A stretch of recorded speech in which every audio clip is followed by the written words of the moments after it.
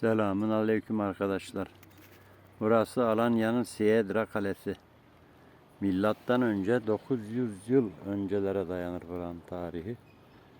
Yani Roma, Bizans zamanlarını gördü burası. Çok eski bir kale. 20 senedir kazı yapılıyor burada.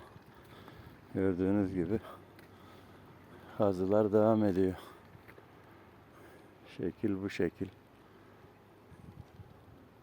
Kazıcı arkadaşlar. 20 senedir kazılıyor. Hala bitmedi.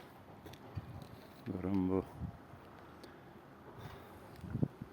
Daha güzeli varsa konum atın, biz gelelim. Vay anam, vay anam, vay. Vay, vay.